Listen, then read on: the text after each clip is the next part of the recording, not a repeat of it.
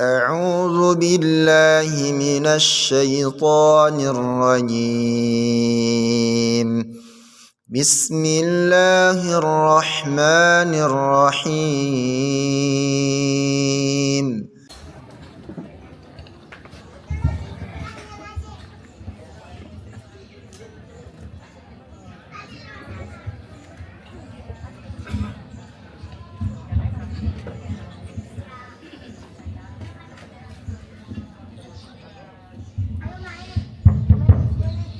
Bismillahirrahmanirrahim. Assalamualaikum warahmatullahi wabarakatuh.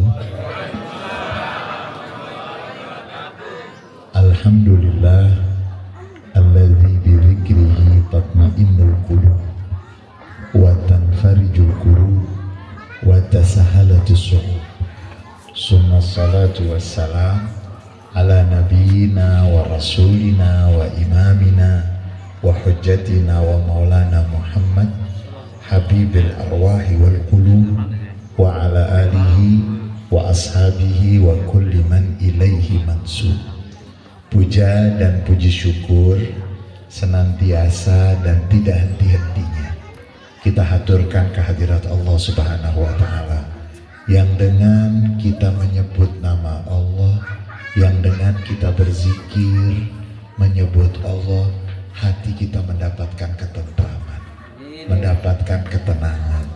Yang dengan kita menyebut nama Allah, memanggil nama Allah, semua cita-cita kita mudah-mudahan dikabulkan, dimudahkan oleh Allah. Salawat dan salam untuk Nabi Muhammad SAW, untuk keluarga beliau, para sahabat beliau, dan seluruh pengikut beliau yang setia sampai akhir masa. Yang sungguh kami hormati dan kami muliakan para alim ulama, para asatizah, wabil khusus Ketua Syura Masjid Al-Ghani, Bapak Kiai Haji Ustadz Miftah, Bapak Kiai Haji Miftahul Hidayah. Mudah-mudahan Bapak dan jajaran selalu sehat walafiat, penuh keberkahan. Dan juga guru saya, guru kita semua, Ketua DKM Masjid Al-Ghani, Dr. Musa Mata'anallah bituli hayati. Mudah-mudahan beliau dan seluruh jajaran selalu sehat dan penuh dengan keberkahan. MC yang sangat semangat, luar biasa. Terima kasih Pak Wildan dan Mukhalladun. Di dalam Al-Quran itu sudah disebut namanya dalam Al-Quran. Wildan dan Mukhalladun. Pak Wildan, terima kasih banyak. Kemudian juga seluruh panitia Gebyar Muharram 1447 Masjid Al-Ghani, dan insya Allah sudah siap rumah Quran juga Al-Ghani. Mudah-mudahan panitia dan semua yang terlibat mendapatkan pahala yang sebesar-besarnya. Kemudian juga kebanggaan kita untuk adik kita yang tadi membacakan, namanya siapa tadi yang baca Al-Quran? Siapa? Alvia dan Teisha. Mudah-mudahan menjadi anak yang membawa keberkahan zahir dan batin, dunia dan akhirat. Ketua panitia penyelenggara, terima kasih. Yang paling banyak di neraka laki atau perempuan, Bu? To the point aja. Kita tanya MC kita dulu. Yang paling banyak itu di surga laki atau perempuan? Yang pasti bukan laki.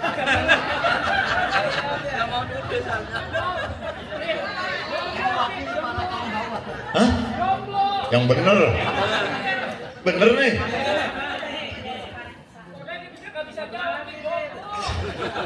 Ini untung saya tanya, saya tahu. Beneran jomblo? Ya udah, ini kan 1447 Hijriah.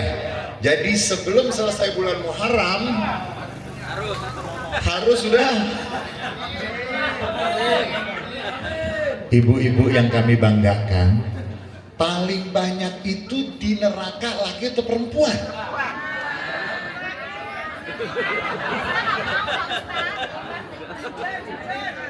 Ya Allah. Yang paling banyak disakiti laki atau perempuan?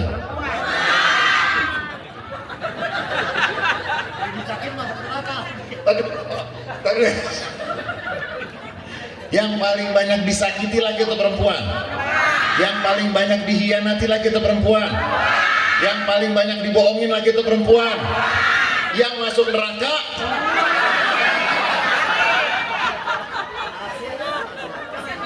Bu, apa kabar Bu? Saya ulangin lagi nih. Apa iya yang ngandung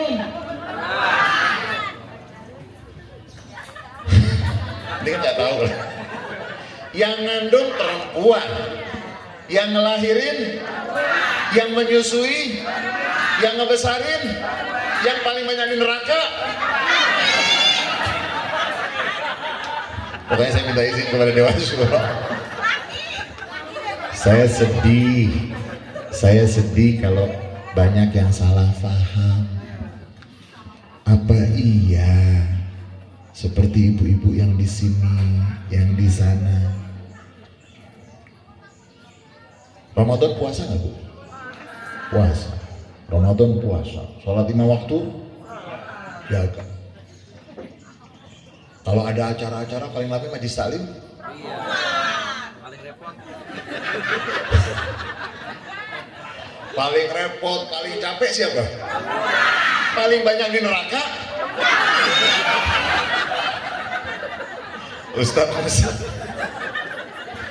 Saya sedih nggak sih? Sedih nggak sih? Udah, saya nggak bakal jawab. Nanti jawabnya di akhir. Ibu sekarang lagi di mana nih? Bu yang di sana, yang saya lihat wajah-wajahnya wajah-wajah yang penuh dengan kebingungan, penuh dengan keceriaan. Kita sekarang lagi di mana? Jawaban kita itu jangan biasa. Jawaban kita tuh harus luar biasa. Kalau ada rentenir, Pak Kiai MC saya panggil. Hah? Saya tadi disuruh minum air, kata Ustadz Musa, Beb ini air produksi sini Beb. Terus namanya air kangen. Dia bilang, oh kenapa kangen? Perusahaan mana katanya? Supaya kalau habis minum di sini jadi kangen lagi. Tadi kita mau nanya apa sih sebetulnya?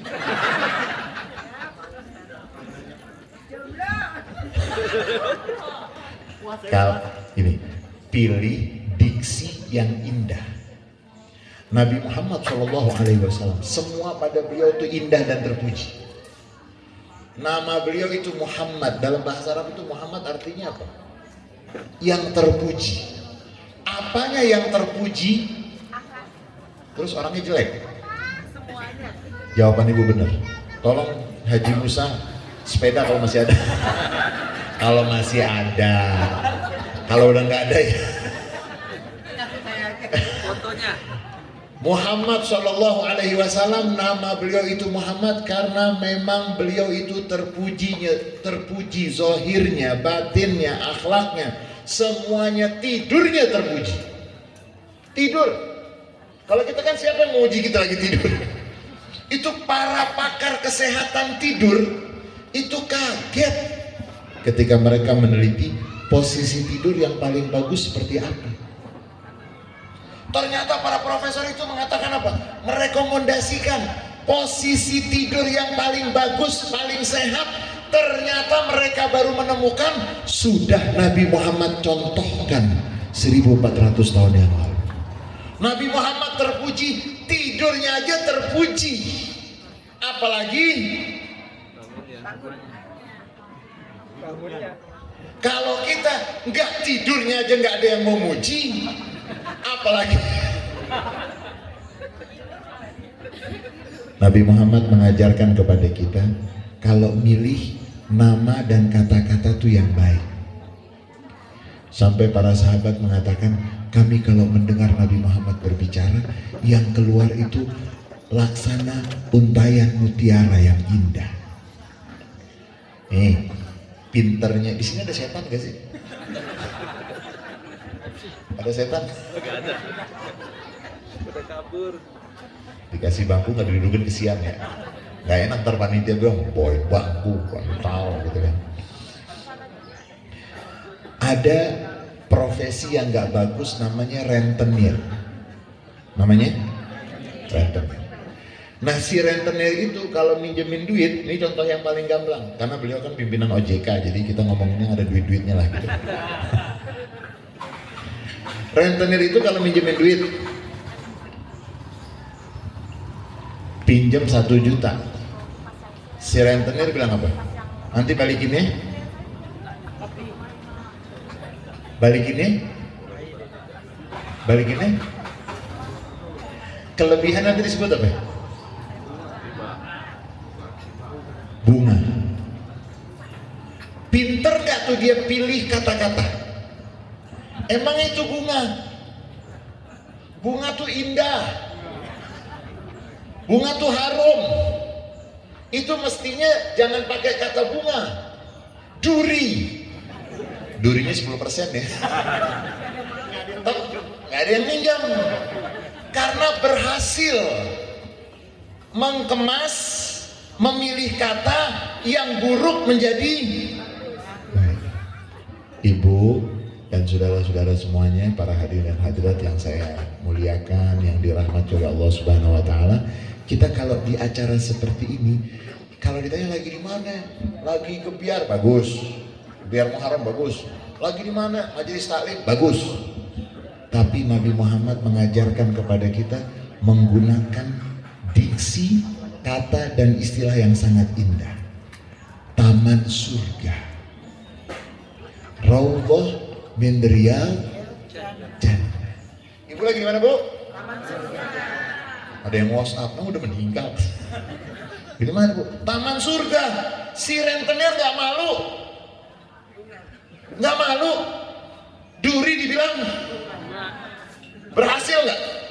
Akhirnya orang yang dibohongin nggak berasa karena dibilang bunga, padahal lebih dari duri. Nabi Muhammad SAW yang mengajarkan kepada kita kalau milih kata-kata itu yang indah. Nabi Muhammad mengatakan, "Iza marartum bi raudhatin min riyadil jannah ala farta'u." Kalau kamu melintasi taman di antara taman surga, jangan sampai tidak menikmati isi taman surga itu. Sahabat bertanya, memangnya di dunia ini ada taman surga? Rasulullah SAW mengatakan, hilakul zikir. Rasulullah SAW, selamat datang kita ucapkan kepada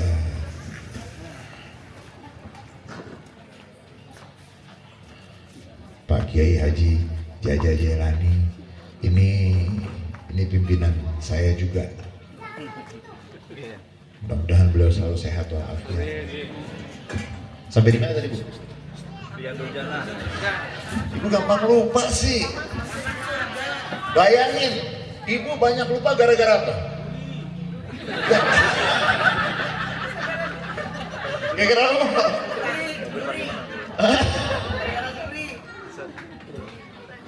Jika kamu melintasi taman di antara taman-taman surga, jangan sampai kamu tidak menikmatinya. Para sahabat bertanya, memangnya ada taman surga di dunia ini? Rasulullah mengatakan, hilakul zikir, tempat orang duduk, ketika dia duduk dia ingat kepada Allah. Dalam riwayat yang lain itu dikatakan majalis ta'lim. Kamu duduk di situ, kamu dapat ilmu. Namanya taman di antara taman surga. Sekarang Ibu kalau ditanya lagi di mana? Keren nggak? Tenang nggak di sini? Tenang. Yang lagi sumpah kalau ada undangan ke taman surga jangan nolak. Karena malaikat Allah turunkan. Gak ada orang yang datang ke acara seperti ini cemberut, gak ada. Coba cek. Coba lihat sebelah. Gak ada. Dan memang, Bu, ini saya kasih resep, Bu, ya. Pokoknya saya mau ngomong sama ibu-ibu aja deh. Karena paling banyak di surga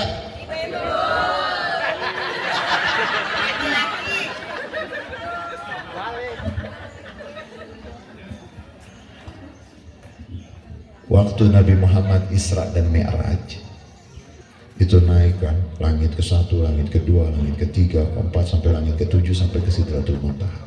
Nah sebelum itu kan memang dari Mekah kemudian sampai ke Masjidil Aqsa. Mudah-mudahan Allah merdekakan Masjidil Aqsa. Mudah-mudahan Allah berikan kemenangan untuk saudara-saudara kita di Gaza. Allah berikan kemerdekaan untuk Palestina menjadi negara yang berdaulat dan kita semuanya bisa sholat di Masjidil Aqsa. Dalam perjalanan Isra dan Mi'raj tersebut, Nabi Muhammad bertanya kepada malaikat Jibril, "Wahai Jibril, semua yang bertemu dengan aku menatapku dengan senyum. Ada satu situ tuh gak senyum dia. Kenapa dia?" "Yang mana wahai Muhammad kekasih Allah?" "Yang itu." "Oh, itu bukan gak mau senyum. Dia gak bisa senyum. Jika dia bisa senyum, dia hanya khusus senyum untukmu." Jibril, siapa dia? Dia namanya Malik Khazinun Nar, malaikat Malik yang jaga api neraka. Kan nggak pantas penjaga api neraka. Yang bener aja Pak Haji juga. Masa penjaga api neraka santun? Bu, kalau ada suami pulang ke rumah nggak mau senyum, ingetin tadi ceramah. Kalau istri nggak mau senyum, ingetin juga. Yang kagak mau senyum itu adalah kalau orang susah senyum, berarti dia lagi latihan.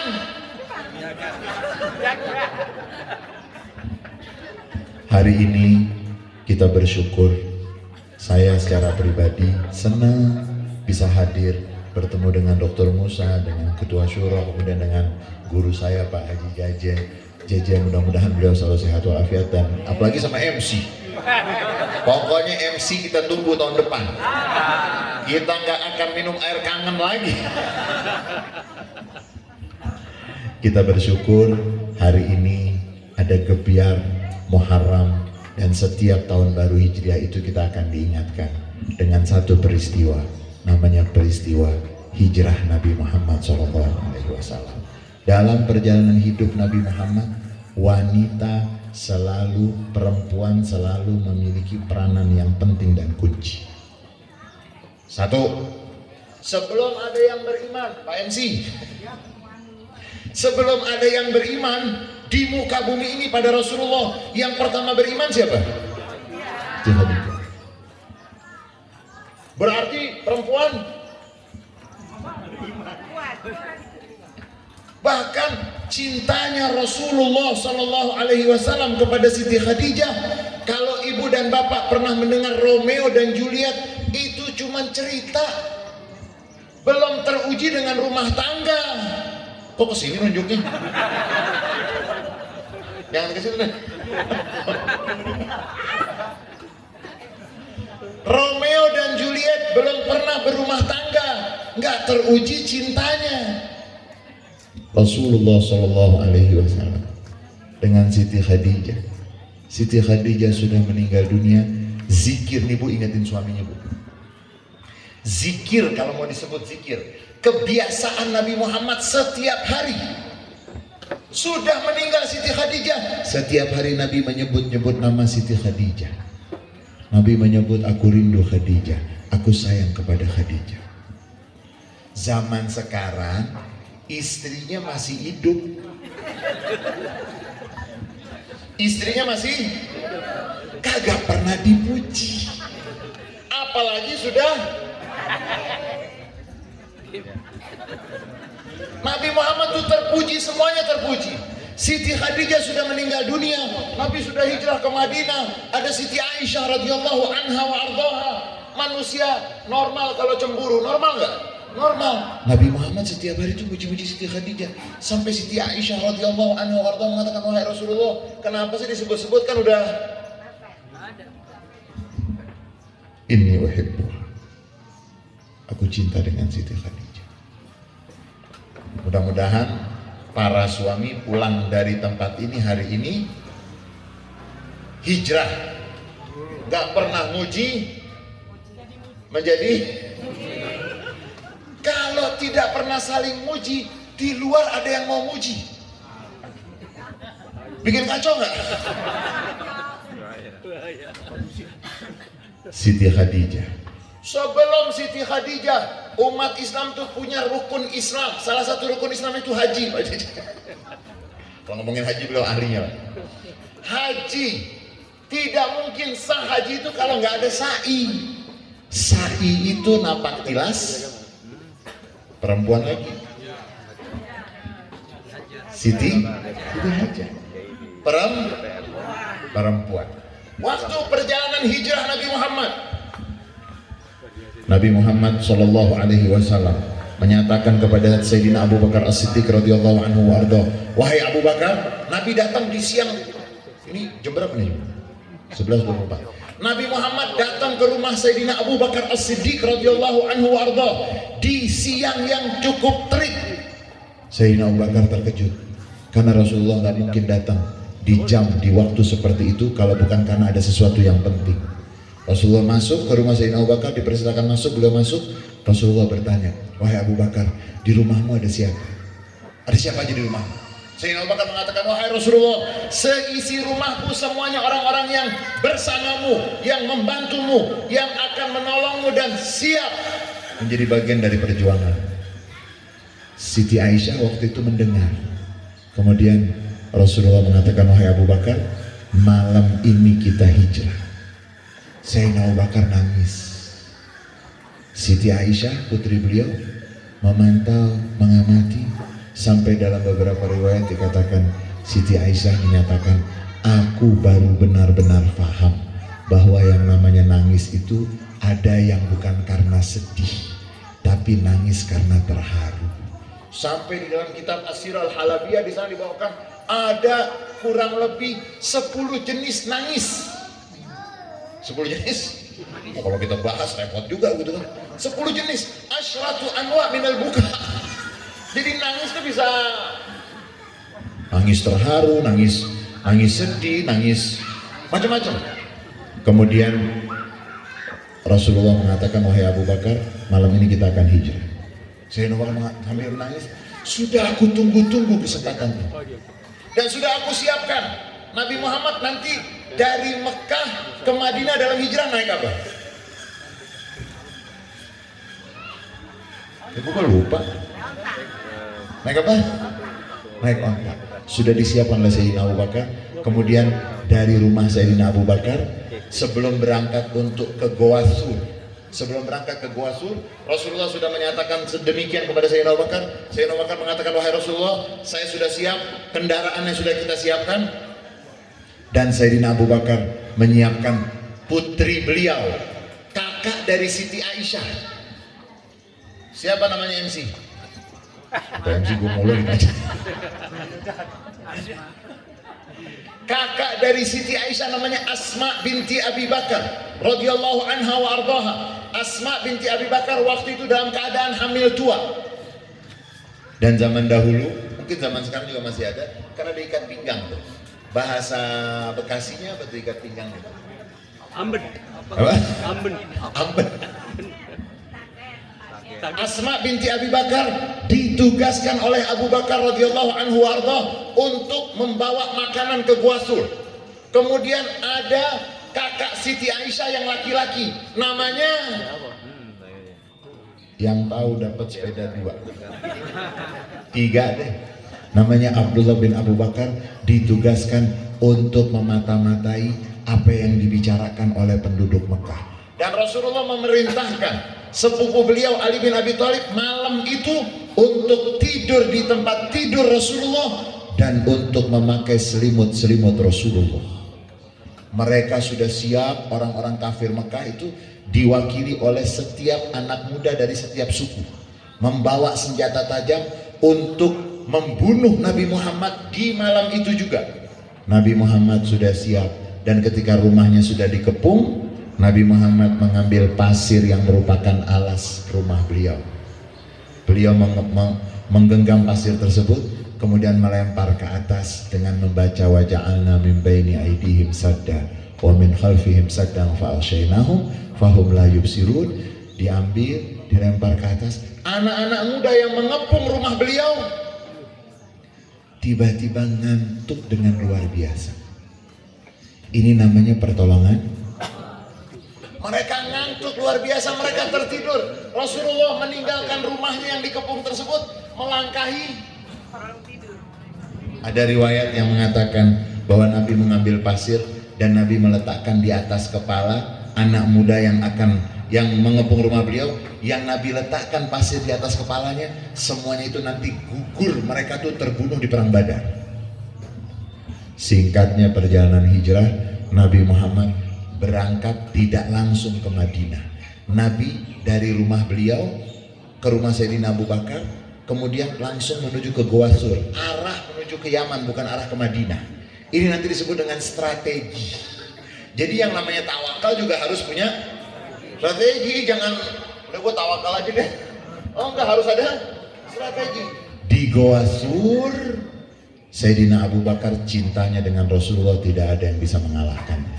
Sayyidina Abu Bakar mengatakan, wahai Rasulullah, jangan masuk dulu, biar Abu Bakar yang membersihkan. Dibersihin dulu, karena kalau yang namanya di goa itu bisa jadi ada serangga, ada yang beracun, ada yang berbahaya. Sayyidina Abu Bakar membersihkan. Bahkan dari riwayat mengatakan Sayyidina Abu Bakar menyobek kain bajunya untuk menyumbang, karena kan ada celah-celah tuh, jangan sampai ada serangga dan binatang yang berbahaya. Begitu sudah aman, Rasulullah dipersilahkan masuk. Anak-anak muda tuh baru sadar, bangun dari tidurnya main salah-salahan. Lu kenapa tidur? Lu kenapa tidur? Masuk ke dalam, ke tempat tidurnya Rasulullah, ada orang berselimut, dipikir mereka udah seneng, wah kena nih Rasulullah nih. Ternyata begitu buka, Ali bin Abi Thalib. Mana Muhammad? Gak tahu, udah keluar. Dari semalam udah keluar. Wah, akhirnya mereka sweeping sampai ke Goa Sur. Disitulah nanti illa tansuru faqad nasarahullah iz akhrajahu alladhina kafaru thaniya itsnaini iz huma fil ghar iz yaqulu li sahibihi la tahzan innallaha ma'ana. Ketika keluar dari Mekah, diusir, membahayakan dari orang-orang kafir Mekah tersebut, keduanya masuk ke dalam goa. Nabi Muhammad dengan Sayyidina Abu Bakar As-Siddiq, dan di situ dikatakan la tahzan innallaha ma'ana. Jangan bersedih, sesungguhnya Allah bersama kita. Dan berapa malam sih Rasulullah di Goa Sur? Yang tahu dapat sepeda. 3 hari 3 malam. 3 hari. Goa Sur, goa yang sempit. Dan orang-orang kafir Mekah, anak-anak muda tersebut, ketika mereka sweeping, mereka ada di depan Goa Sur. Wa ayyadahu bi junudin lam tarawha. Allah memberikan kekuatan dan dukungan kepada Nabi Muhammad dengan tentara yang tidak dilihat oleh mata. Mereka sudah di depan Goa Sur. Sayyidina Abu Bakar menangis. Wahai Rasulullah, seandainya salah satu dari mereka yang melakukan sweeping ini melihat kaki mereka sendiri, mereka akan melihat di dalam goa ini ada kita. La tahzan innallaha ma'ana. Jangan bersedih, Allah bersama kita. Subhanallah, mereka bilang, kita periksa nih anak-anak muda nih, kita periksa goa ini. Mereka sendiri yang jawab, nggak mungkin ada orang, ada sarang laba-laba. Ada? Sarang laba-laba. Riwayat yang lain mengatakan bukan hanya sarang laba-laba, ada burung merpati yang buat. Makanya sebagian kiai kita di Indonesia dan beberapa negara Islam itu mengingatkan, kalau kamu pergi ke Mekah, lihat burung merpati yang ada di Mekah, kamu hormatin ya. Jangan-jangan si burung merpati itu keturunan burung merpati yang sampai begitu. Hormat. Mereka yang mau sweeping, wah nggak ada orang. Dan yang bawa makanan setiap hari ke atas Goa Sur itu putri Sayyidina Abu Bakar, namanya Asma binti Abi Bakar. Asma dalam keadaan hamil tua. Dan nanti Asma ketika hijrah sampai di Madinah, nanti Asma itu melahirkan bayi laki-laki pertama yang dilahirkan dari kaum muhajirin. Namanya siapa? Ini kebanyakan dengerin Fufu Fafas. Udah sampai di sini dulu ya MC. MC. Sampai sini aja cukup ya. Abdullah bin Zubair bin Awam, cucunya Sayyidina Abu Bakar. Asma binti Abu Bakar punya ikat pinggang, disobek menjadi dua. Satu untuk ikat pinggang, satu untuk gendong makanan dibawa ke atas. Sehingga beliau mendapatkan gelar Zatun Nitaqain, yang memiliki dua ikat pinggang. Berarti perempuan punya jasa nggak? Punya jasa nggak? Punya jasa. Begitu banyak jasa-jasa perempuan. Kemudian nanti Rasulullah keluar dari Gua Sur. Ini ceritanya panjang sebetulnya, singkat aja deh. Keluar dari Gua Sur, jalan. Kemudian ada yang ngejar-ngejar Rasulullah. Dia lagi di daerah Babelan kali ya. Lagi duduk-duduk sama teman-temannya gitu kan. Karena kan ada sayembara, siapa yang bisa mendapatkan Muhammad hidup ataupun mati akan mendapatkan 100 onta. Bukan 100 onta yang sakit, 100 onta yang paling berkualitas. Udah tersebar tuh sayembara itu. Lagi nongkrong-nongkrong sama teman-temannya, ada yang datang. Tadi saya lihat ada 3 orang melintas. Jangan-jangan itu Muhammad. Ini pimpinan yang lagi nongkrong di sini namanya Suraqah bin Ju'shum. Dalam hati dia betul Muhammad. Cuman kalau semuanya ikut komisinya ntar kita jadi kebanyakan. Gimana baginya? Bukan, nggak mungkin sama sini, nggak mungkin. Dalam hatinya, kalau pada pulang gua kejar. Bener, yang lain pulang, dia siapin kuda, dia kejar. Muhammad, Suraqah ada di belakangmu. Sayyidina Abu Bakar mengatakan, wahai Rasulullah, di belakang kita tuh ada yang ngejar. La tahzan, innallaha ma'ana. Wahai Rasulullah, ini udah deket nih kudanya Suraqah. Tiba-tiba kepleset. Bukan kepleset, kalau kuda apa ya bahasa? Karena kan pasir tuh kan. Akhirnya kakinya tuh masuk ke dalam pasir, terlempar Suraqah. Yang namanya orang mau dapat komisi besar gimana, semangat gak? Udah jatuh, bangun lagi, ingat 100. Jadi 100 onta zaman dahulu tuh, kalau sekarang tuh 100 jaguar deh bener. 100 jaguar. Yang kedua jatuh lagi. Yang ketiga jatuh lagi. Akhirnya Suraqah mengatakan, Al-aman ya Muhammad. Muhammad, saya menyatakan gak akan mengejar kamu. Saya akan buat perjanjian keamanan dengan kamu. Kalau kita ada orang yang ngejar-ngejar kita nih, mau bunuh kita, dia jatuh, kita apain? Kita apain dulu? Syukurin, masih bagus syukurin. Diapain lagi? Banyak pasir. Nabi Muhammad SAW sampai ada yang menulis buku terjemahan ke dalam bahasa Indonesia, kecerdasan emosi Nabi Muhammad.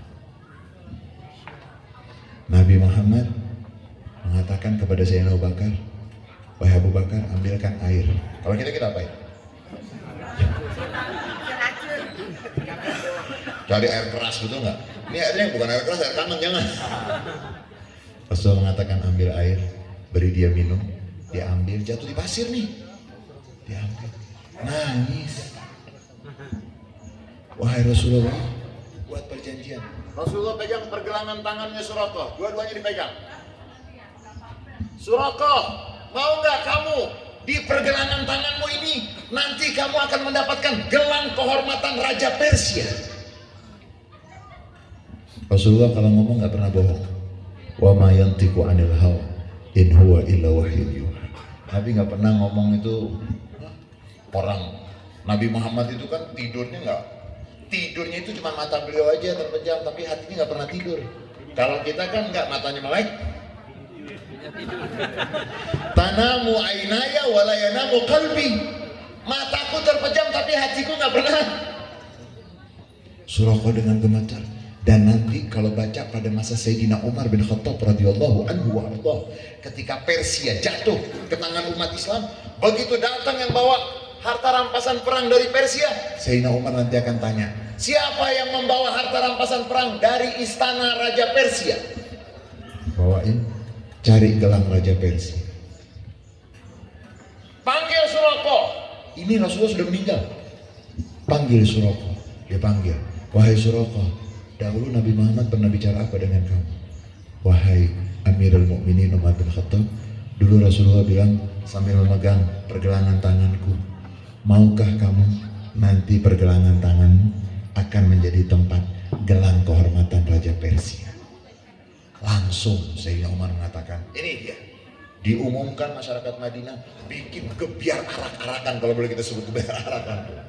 Rasulullah sudah meninggal, tapi ucapan beliau, Suraqah, tadinya Suraqah itu ingin membunuh Nabi, ketemu Nabi berubah, pulang jadi ustadz,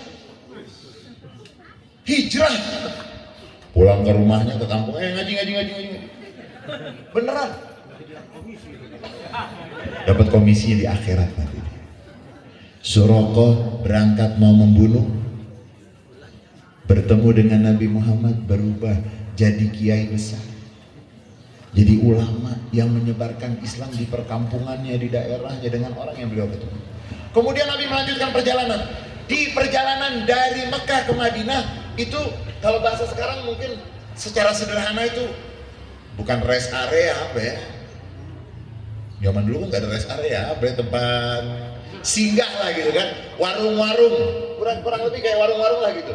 Ada seorang wanita yang terkenal, namanya Ummu Ma'bad. Siapa namanya Bu?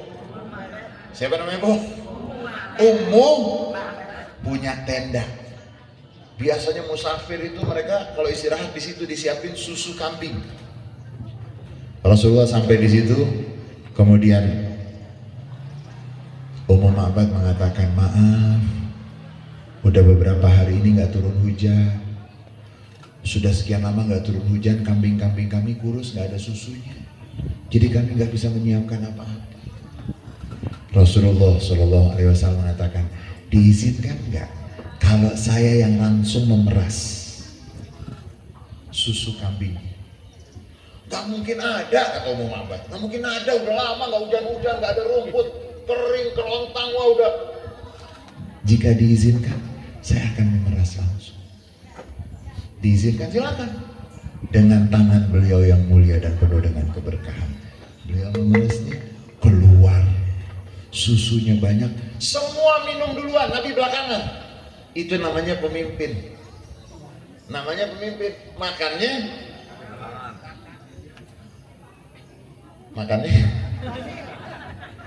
rakyat. Hah? Saya ngomong. Kemudian setelah minum, Rasulullah juga minum. Kemudian Rasulullah meninggalkan tempat itu. Sudah lumayan agak jauh Rasulullah meninggalkan tempat itu, suami Ummu Ma'bad datang. Loh, kok ada susu? Kan udah lama kambing kita.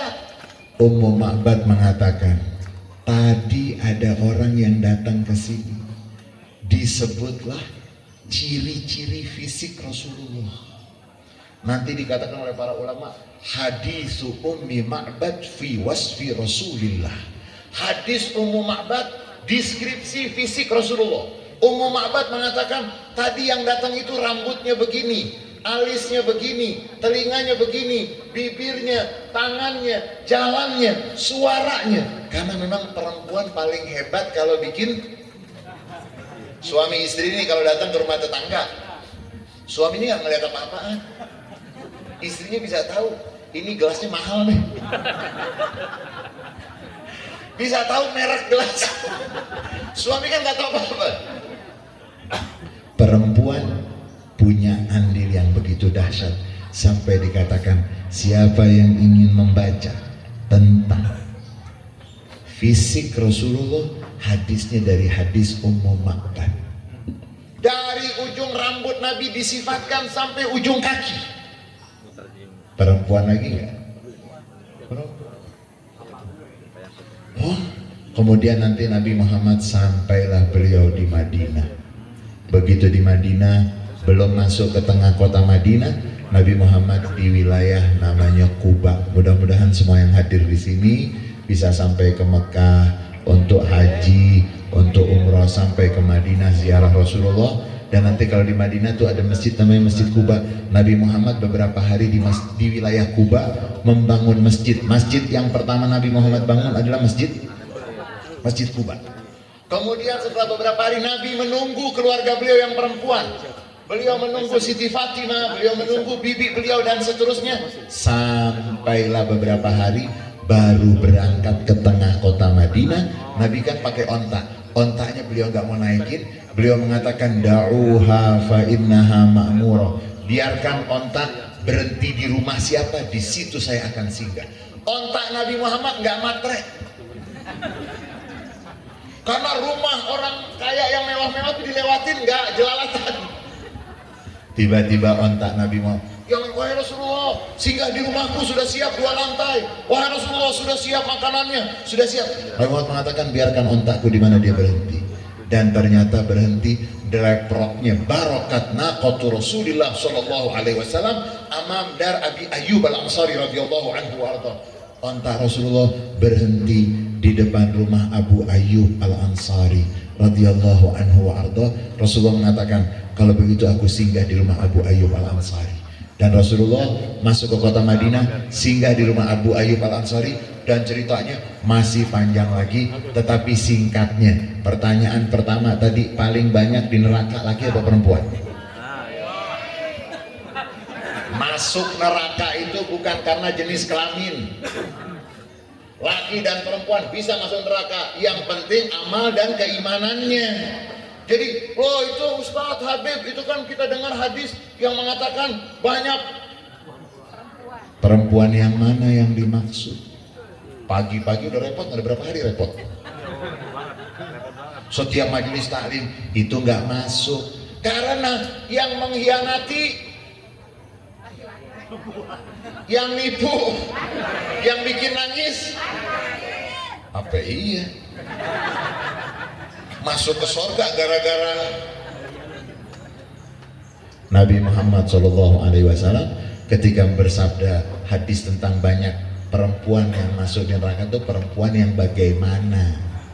Bukan semua perempuan.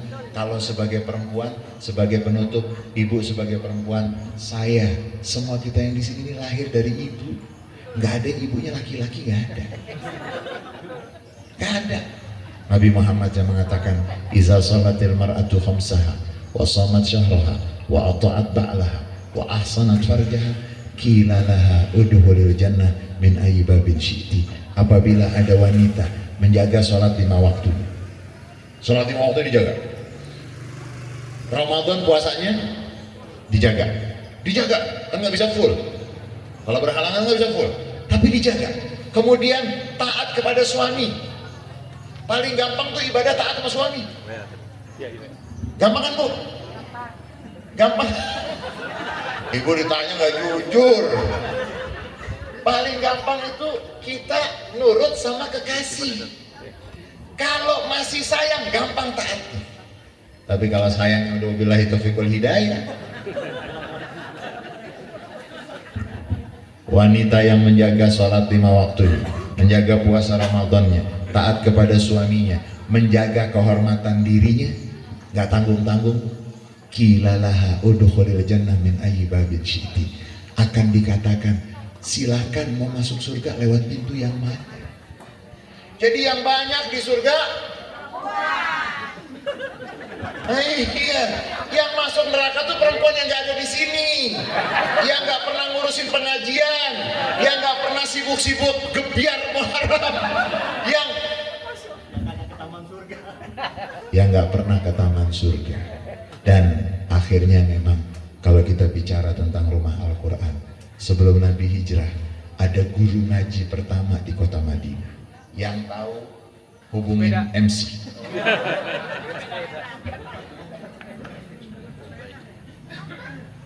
Nabi Muhammad SAW ketika ada Baiat Aqobah, sebelum orang Madinah masuk Islam, itu kan ada Baiat Aqobah. Kemudian Nabi Muhammad mengirim guru ngaji pertama yang menjadi guru ngaji di kota Madinah. Namanya Mus'ab bin Umair radhiyallahu anhu wa arda.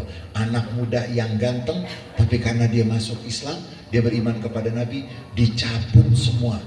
Kekayaannya diambil semua, kekayaannya oleh orang tuanya, dan tetap membela Rasulullah hijrah ke Madinah. Semua yang belajar ngaji di kota Madinah, semuanya belajar dari Mus'ab bin Umair, dan nanti Mus'ab bin Umair meninggal dunianya di peristiwa perang Uhud.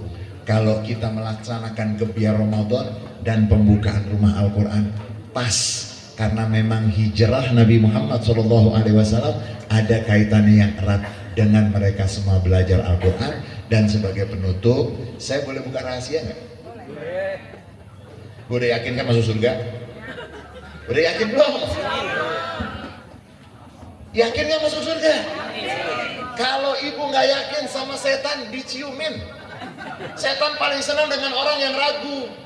Jangan sampai udah ngaji, udah puasa, udah punya anak, repot nggak punya anak?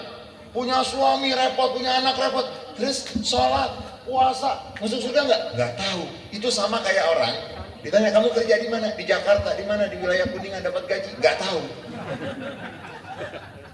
Yakin nggak masuk surga? Yakin nggak?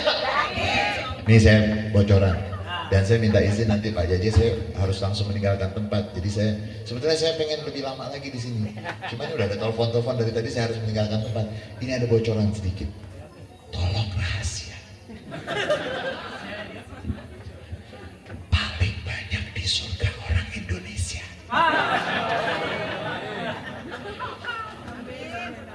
Paling banyak di surga orang Indonesia. Wah, Habib ngarang enggak? Nabi Muhammad dalam banyak hadisnya mengatakan, yang paling banyak di surga adalah umatku. Selebihnya umat yang nabi-nabi yang lain. Kalau dihitung, paling banyak umat Islam di mana? Jangan kaget kalau masuk surga ketemu MC lagi.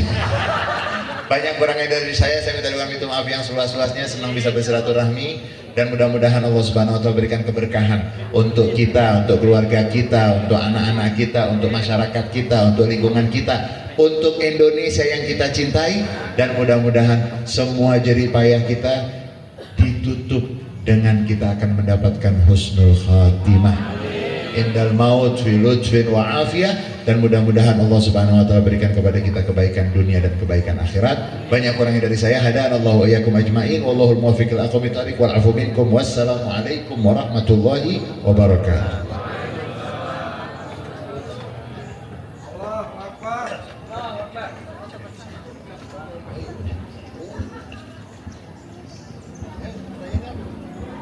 Kalau saya kan jomblo Ustaz. Ini katanya ada pertanyaan. Katanya ada pertanyaan yang bisa jawab dapat vouchernya. Ada vouchernya, jadi pertanyaannya kita serahkan kepada Ustadz Musa aja deh. Ustadz Musa yang ngasih pertanyaannya. Siap, terima kasih banyak.